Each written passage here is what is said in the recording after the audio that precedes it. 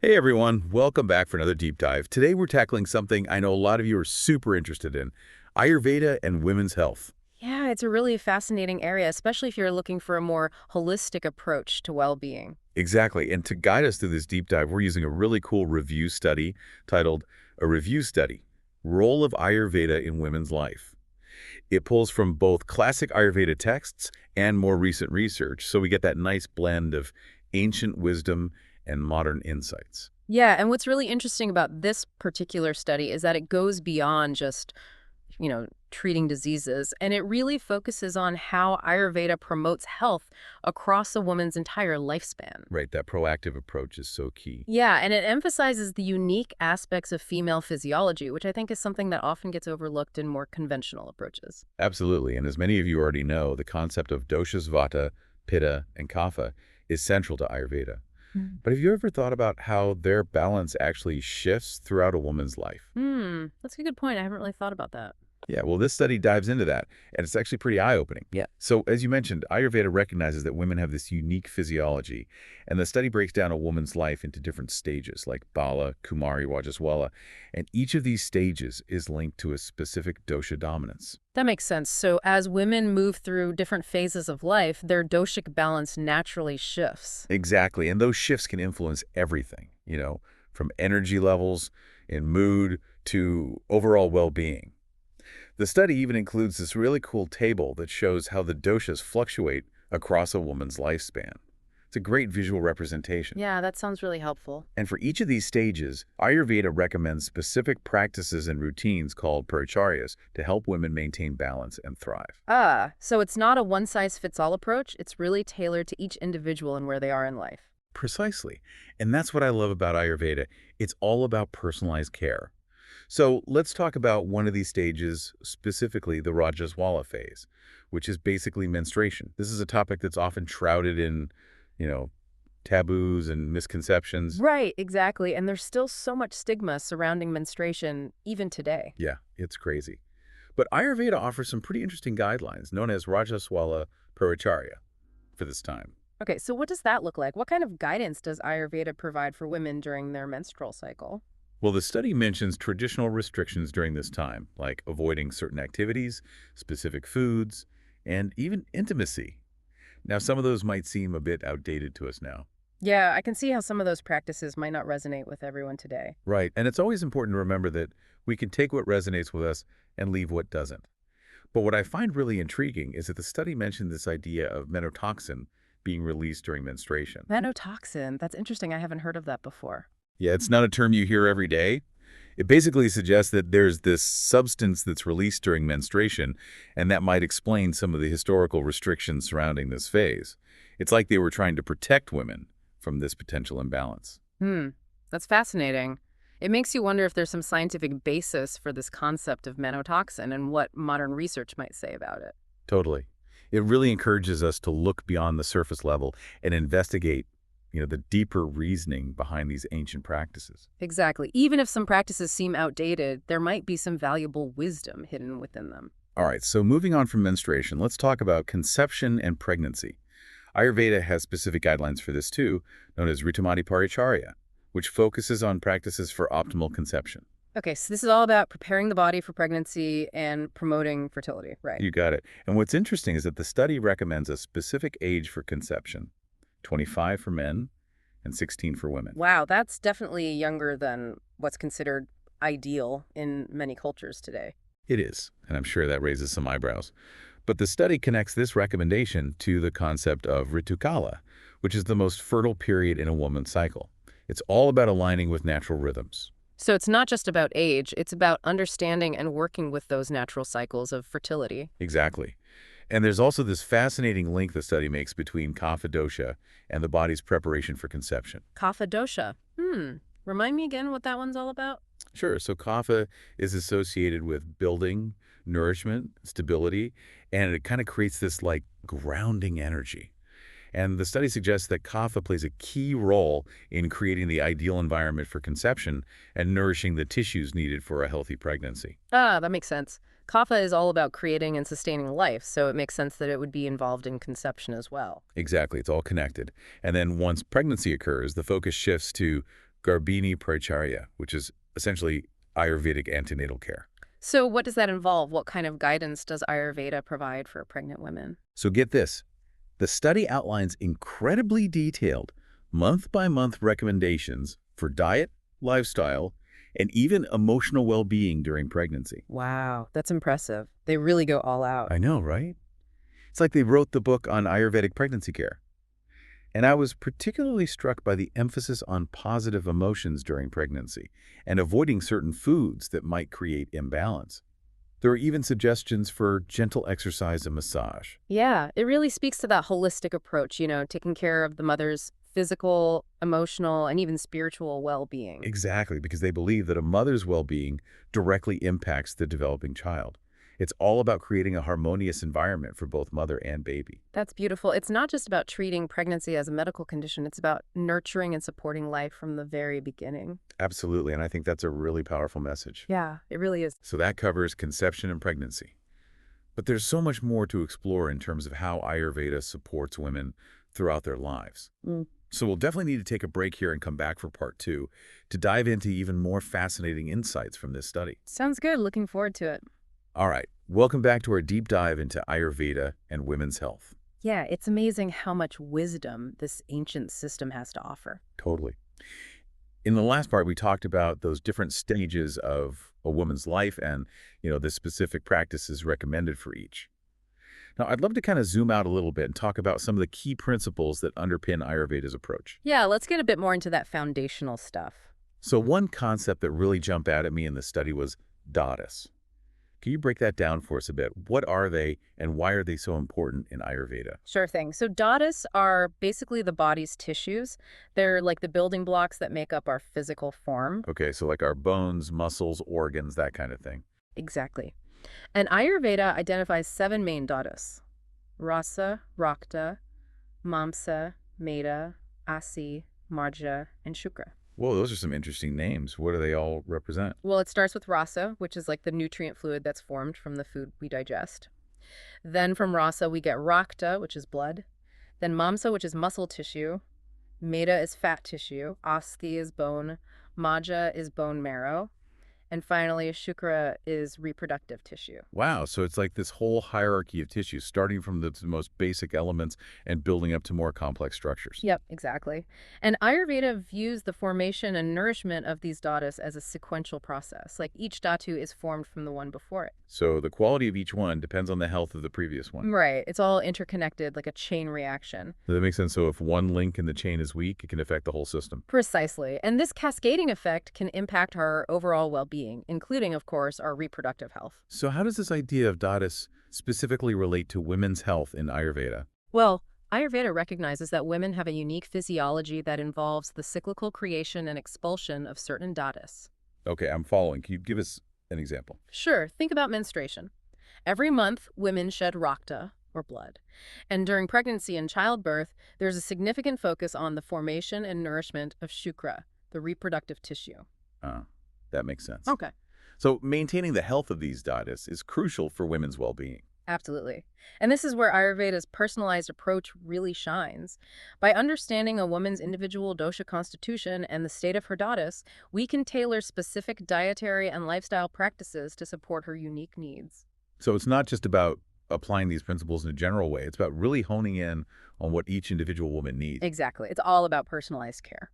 I love that. Yeah. So can you give us some examples? What kinds of things might be recommended for nourishing and balancing the dhatus in women? Well, diet is a huge one. Ayurveda emphasizes a nourishing diet filled with fresh, whole foods. And certain foods are considered especially beneficial for women. Oh, like what? Give us the goods. Okay, so for instance, ghee is thought to be incredibly nourishing for all the dhatus. It's like a superfood in Ayurveda. Ghee, interesting. I've heard that one's making a comeback in the health world. It is. And then there are things like dates, which are rich in iron and other nutrients that support healthy blood flow. So it's not just about avoiding bad foods. It's also about actively including foods that promote balance and nourishment. Yeah, that's the key. And beyond diet, there are lifestyle practices that can make a huge difference. Like what? Tell me more. Well, getting enough rest is crucial. Our bodies need time to repair and rejuvenate, and managing stress is huge too. Techniques like yoga and meditation can be so helpful for calming the nervous system. Those are great suggestions. I feel like we hear those a lot these days in the wellness world. Yeah, and that's because they work. Ayurveda has known about these things for centuries. And then there's connecting with nature. Spending time outdoors can be incredibly grounding and restorative. Yeah, it's amazing how much those simple things can impact our well-being. It really is. It's all about aligning ourselves with the natural rhythms of life. Okay, so we talked about dadas. Now, I want to touch on another topic that I know is on a lot of women's minds, menopause. In the last part, we briefly mentioned how Ayurveda views it as a natural transition rather than, a disease or a deficiency. Can you unpack that a bit more for us? Sure. So in Ayurveda, menopause is seen as a time when Vata dosha, which is associated with movement and change, becomes more dominant in a woman's system. Okay, so those classic symptoms of menopause, like hot flashes and mood swings, those are seen as an imbalance in Vata. Exactly. And while those symptoms can definitely be challenging, Ayurveda offers a variety of practices to help women navigate this transition with more ease and grace. So it's not about trying to fix menopause. It's about supporting the body through this natural shift. That's right. And there's so many things that can help. Dietary recommendations might include incorporating more cooling foods like coconut water and cucumber. Those sound refreshing. Right. And then there are lifestyle practices that can be super helpful, like gentle exercise, meditation, spending time in nature, anything that helps calm that Vata energy. So it's really about taking a holistic approach to managing the changes that come with menopause. Exactly. And Ayurveda also recognizes that menopause can be a time of significant personal growth and transformation. It's a time when women can really tap into their wisdom and experience and embrace new possibilities. I love that perspective, reframing it from a time of loss to a time of renewal. It's about honoring the natural cycles of life and understanding that every stage has its own unique challenges and gifts. All right, now I want to shift gears a bit and talk about fertility. Uh-huh. The study mentions Ritumati Paricharya, which are practices for optimal conception. What are some of the key principles behind this approach? Well, as we talked about earlier, Ayurveda really emphasizes aligning with the body's natural rhythms for conception. This includes understanding a woman's menstrual cycle and identifying her most fertile period, known as Ritukala. And the study highlights the importance of kapha dosha in preparing the body for conception, right? Can you talk a bit more about how that works? Like, how does kapha influence fertility? Sure. So remember, Kapha is all about building and nourishment. It plays a crucial role in creating a healthy environment for conception and pregnancy. Think of it as creating fertile ground for a seed to grow. Ah, that's a good analogy. So would you say that a kapha imbalance could potentially impact a woman's fertility? It's definitely possible, but the good news is that Ayurveda offers practices to help balance Kapha. Oh, good. So it's not like a roadblock. It's something that can be addressed. Exactly. Things like incorporating warming and drying foods into the diet, engaging in regular exercise, these can all help to bring Kapha back into balance. That's reassuring. So even when facing fertility challenges, Ayurveda has something to offer. Absolutely. Its holistic approach allows us to address a wide range of factors that can influence fertility. Everything from hormonal imbalances to stress and lifestyle factors. It's always amazing to me how comprehensive Ayurveda is. It considers all these interconnected aspects of our being, physical, mental, emotional. It's not just about treating symptoms, it's about understanding the whole person. That's what makes it so powerful, and I think that's why it resonates with so many women today. It's this desire to connect more deeply with our bodies, honor our natural rhythms, and take charge of our health in a holistic way. All right, well, we've covered a lot of ground in this part, from datus to menopause to fertility, and I'm realizing that we've still got a lot more to explore, especially when it comes to specific herbal remedies and other practical tips that women can use to support their health. Yeah, we've just scratched the surface. There's a whole world of Ayurvedic practices out there waiting to be discovered. Well, good thing we have one more part to this deep dive, so we'll definitely be coming back to explore all of that in more detail. Stay tuned. Welcome back, everyone, for the final part of our deep dive into Ayurveda and women's health. It's been a really enlightened journey so far, hasn't it? Exploring how this ancient system views women's well-being throughout their lives. It really has. We've talked about so much already, understanding those fascinating doshas and datas, exploring Ayurvedic perspectives on menstruation, menopause, and even fertility. And now it's time to get even more practical. Yes, this is what I know a lot of our listeners have been waiting for, the nitty-gritty. So let's dive into some of the specific Ayurvedic herbs and practices that women can incorporate into their lives. Sounds good. Ayurveda offers this incredible treasure trove of natural remedies that have been used for centuries to address all sorts of health concerns. I know. And the study mentioned a few specific herbs that I'm really excited to talk about. One that really caught my eye was shatavari. Have you heard of this one? Of course, Shatavari is like a superstar in the world of Ayurveda, especially when it comes to women's health. It's often called the queen of herbs, right? That's right. And it totally deserves that title. Shatavari is renowned for its nourishing and rejuvenating properties, particularly for the female reproductive system. So it's kind of like an all-around tonic for women's well-being. You could say that. It's believed to help balance hormones, support healthy menstruation, boost fertility, and even ease some of the discomforts of menopause. Wow, that sounds pretty amazing. What about ashwagandha? I feel like I've been hearing that one a lot lately, too. Oh yeah, ashwagandha is another powerhouse herb that's super popular these days, and for good reason. It's an adaptogen, which means it helps the body cope with stress. Stress, the root of all evil, right? Pretty much.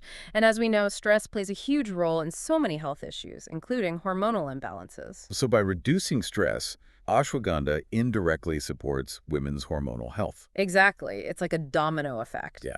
And on top of that, ashwagandha is also believed to have a positive impact on energy levels, sleep quality, and even cognitive function. So it's good for the mind and the body. Absolutely. It's a great example of how Ayurveda takes a holistic approach to health. Now, there's another one that always kind of throws me off, triphala. What's the deal with that one? All right, so triphala is actually a combination of three fruits, amalaki, bibitaki, and harataki.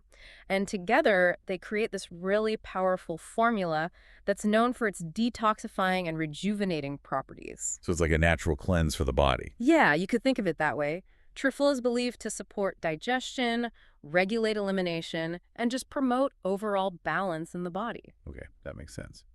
And how about Brahmi? Is that one just for brain power, or does it offer benefits for women's health as well? So Brahmi is definitely well known for its cognitive enhancing properties, boosting memory and focus, but it actually has some pretty cool benefits for women's health too. Oh, really? Tell me more. So Brahmi is believed to have this calming effect on the nervous system, which can be really helpful for managing stress and those pesky mood swings that can sometimes come with hormonal fluctuations, especially during menopause. That makes sense. So we've got this amazing array of herbs that can address so many different concerns, from hormonal balance and stress management to digestion and cognitive function. It's pretty incredible. It really is. And I think it speaks to the power of nature to provide us with the tools we need to support our health. Now, beyond these herbal remedies, I'm curious about other Ayurvedic practices that can benefit women. The study mentioned something called Abhyanga. What is that all about? So Abhyanga is a self-massage technique using warm oil. It's incredibly nourishing and feels amazing. Oh, that sounds lovely. It is. And it's not just about pampering yourself. Ayurveda sees Abhyanga as a deeply therapeutic practice. Oh, in what way? Well, it's believed to calm the nervous system, improve circulation, nourish the skin, and just promote a sense of deep relaxation. So it's good for the mind and the body. Exactly. And Ayurveda recommends using specific oils depending on your dosha type. For example, sesame oil is considered grounding and warming, which can be helpful for vata imbalances, while coconut oil is more cooling and soothing, which can be great for pitta imbalances. So it's like personalized self-care. I love that. That's a great way to think about it. And then, of course, there's yoga, which is such an integral part of Ayurveda. Oh yeah, yoga. Can't forget about that. But how does it specifically benefit women's health? Well, first of all, it's important to remember that yoga in Ayurveda is about so much more than just the physical postures. It's about breath work, meditation, and cultivating a mindful connection with your body. So it's a truly holistic practice, mind, body, and spirit. Exactly. And certain yoga poses are believed to be particularly beneficial for women's health, like poses that focus on opening the hips and pelvis. These can help with menstrual cramps, improve circulation to the reproductive organs, and even support fertility. Wow, that's fascinating. So between these herbs, Abhyanga and yoga, it seems like Ayurveda really does offer a well-rounded toolkit for women's well-being. It does. And the beauty of it is that it empowers you to take an active role in your own health journey. It's not about passively receiving treatments. It's about incorporating these practices into your daily life to create balance and vitality. And I think that message really resonates with people today, this desire to connect more deeply with our bodies, honor our natural rhythms, and take charge of our health in a way that feels empowering. I couldn't agree more. Well, this brings us to the end of our deep dive into Ayurveda and women's health. And honestly, it feels like we've only just scratched the surface. We have, but hopefully this has sparked your curiosity and inspired you to learn more. I know it has for me, and I'm sure our listeners are feeling the same way. If you're feeling inspired to explore further, remember there are so many resources out there, books, websites, workshops, even Ayurvedic practitioners who can provide personalized guidance. It's all out there waiting to be discovered. Absolutely. Yeah. So don't be afraid to dive in and start experimenting to find what works best for you. And a huge thank you to you for joining us on this deep dive. We hope you'll join us next time for another fascinating exploration of health and wellness. Thanks for having me.